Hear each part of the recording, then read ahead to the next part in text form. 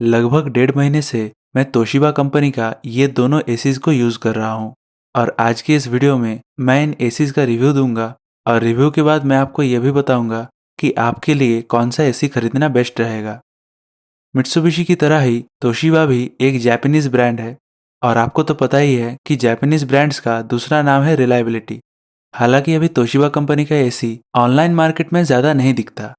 मैं आपको बता दूं कि 2022 में कैरियर कंपनी ने तोशिबा को एक्वायर कर लिया था। अभी ये ज़्यादातर ऑफलाइन मार्केट में ही मिलता है और मैंने भी अपने जान पहचान वाले दुकानदार से ये दोनों एसीज को खरीदा है। इनमें से एक है 1 टन का और दूसरा है 1.5 टन का। मैंने अपने ऑफिस के कॉन्फ्रेंस रूम के लिए ये दोनों एसीज को खरीदा है। कॉन्फ्रेंस रूम का साइज़ है 15x25 और इन दोनों एसी से रूम में बहुत अच्छे से कूलिंग हो जाती है। इंस्टॉलेशन के टाइम कंपनी के 2 लोग आए थे और उन्होंने ही इन दोनों एसीज को इंस्टॉल किया है। सबसे बड़ा एडवांटेज मुझे ये लगा कि सेगमेंट का सबसे अच्छा कूलिंग कैपेसिटी ये देता है। एक ट्रू 1.5 टन एसी का कूलिंग कैपेसिटी 5000 से 5300 के बीच में होता है और इस केस में ये 1.5 टन वाला एसी का कूलिंग कैपेसिटी है 5200 वाट का और इन दोनों एसीज का थ्रो भी बहुत ही अच्छा है। दोनों ही एसीज का आईसीर वैल्यू है 4 और स्टार रेटिंग है 3। मैं 5 स्टार का एसी लेने वाला था, लेकिन जो कि मैं सिर्फ गर्मी के टाइम में एसी को यूज़ करने वाला हूँ, इसलिए मैंने 3 स्टार वाला एसी लेना बेहतर समझा। ये एसी का रिमोट है और इससे दोनों एसीज का ही फीचर को कंट्रोल किया जा सकता है, जैसे कि टेम्परेचर, टाइमर वगैरह या फिर इसके मोड्स वगैरह। ये मैं आपको चालू करके दिखा देता हूँ। ये दोनों ही एसीज इन्वर्टर एसी है और ये दोनों ही 160 से 265 वोल्ट के बीच में काम कर सकता है। लेकिन मैं अभी सोच रहा हूँ कि एक अच्छा सा स्टेबलाइजर भी लगा लूँ। इन्वर्टर एसी होने के बावजूद भी बहुत लोग बोल रहे हैं कि स्टेबलाइजर लगाना भी ज़रूरी होता है। एक नेगेटिव पॉइंट मुझे लगा कि 1 टन का एसी तो ठीक काम कर रहा है, लेकिन 1.5 टन का जो एसी है उसमें थोड़ा नॉइज़ लेवल ज़्यादा लग रहा है और इन दोनों एसीज का जो मटेरियल है वो थोड़ा मुझे फ्रेजाइल टाइप का लग रहा है। और एक बात है कि इन दोनों एसी में ही नॉर्मल डस्ट फिल्टर आता है। इन दोनों एसीज के साथ मेरा यूज़ केस ऐसा है कि एसी को जब मैं स्टार्ट करता हूँ तो आधे घंटे तक फुल पावर में इसको यूज़ करता हूँ और बाद में इसको ऑटो में सेट कर देता हूँ और टेम्परेचर भी 23-24 में ही सेट करता हूँ। इससे बिजली की बचत होती है। यह था मेरा रिव्यू और अब मैं बताता हूँ कि आप जब एसी खरीदेंगे तो आपको कौन से पॉइंट्स का ध्यान रखना होगा।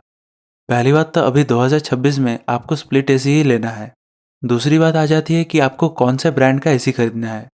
मार्केट में अगर आप जाएंगे तो आपको बहुत सारे एसी बनाने वाली कंपनियां मिल जाएंगी, लेकिन एक अच्छा ब्रांड वही होता है जिसका प्रोडक्ट का क्वालिटी अच्छा हो, इंस्टॉलेशन भी अच्छा हो और माल बेचने के बाद वो कस्टमर का साथ नहीं छोड़े, यानी कि आफ्टर सेल सर्विस भी अच्छा होना चाहिए। वैसे मार्केट में आपको बहुत सारे अच्छे ब्रांड्स का एसी मिल जाएगा, लेकिन आपको वही ब्रांड चूज करना है जिसका सर्विस आपके एरिया में अच्छा हो। बजट सेट करते टाइम आपको सिर्फ एसी का प्राइस देखना नहीं है, उसके साथ आपको इंस्टॉलेशन चार्जेस और अदर एक्सेसरीज का भी ध्यान रखना होगा। अगर आप एसी को रेगुलर यूज़ करने वाले हैं तो आपके लिए इन्वर्टर एसी ही अच्छा होगा। अगर आप नॉन इन्वर्टर एसीज की तरफ जाना चाहते हैं तो उसका इनिशियल कॉस्ट थोड़ा कम होता है, लेकिन उसके साथ आपको अलग अलग एक्सेसरीज लगाना होगा, जैसे कि एक अच्छा स्टेबलाइज़र। उसके बाद एसी खरीदते टाइम आपको उसके एनर्जी कंजम्पशन या फिर एनर्जी एफिशिएंसी की तरफ ध्यान देना है। मिनिमम आपको 3 स्टार का एसी लेना ही लेना है और अगर आपका डेली यूजेज का है तो 5 स्टार का एसी लेना आपके लिए बेहतर होगा।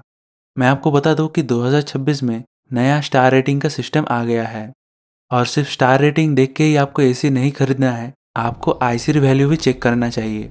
आईसीर वैल्यू जितना ज़्यादा होगा आपका एसी भी कम इलेक्ट्रिसिटी कंज्यूम करेगा।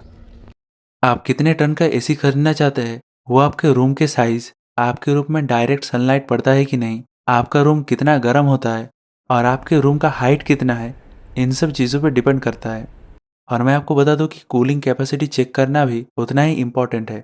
अगर आप एक 1.5 टन का एसी खरीदना चाहते हैं तो उसका कूलिंग कैपेसिटी 5000 से 5300 के बीच में रहना चाहिए। 2026 में स्टार रेटिंग चेंज होने के साथ साथ आपको कम स्टार रेटिंग में भी अच्छा कूलिंग कैपेसिटी का एसी मिलेगा। उसके साथ साथ आपको वारंटी चेक करना है कि कौन से ब्रांड आपको अच्छा वारंटी दे रहे हैं। पीसीबी का वारंटी बहुत इंपॉर्टेंट होता है। बहुत सारे ब्रांड आपको कंप्रेसर में बहुत ज़्यादा वारंटी देंगे, लेकिन पीसीबी में आपको कम वारंटी दिया जाएगा। लेकिन ऐसे भी कुछ अच्छे ब्रांड्स हैं जो कि पीसीबी का वारंटी भी अच्छे से देते हैं।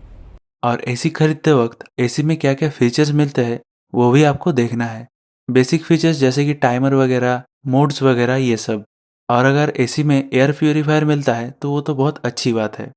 बाकी अगर मुझे 1.5 टन का एसी सजेस्ट करने बोला जाए तो मैं आपको पैनासोनिक का एक 1.5 टन का एसी आता है 2026 वाला, वो मैं सजेस्ट करूँगा।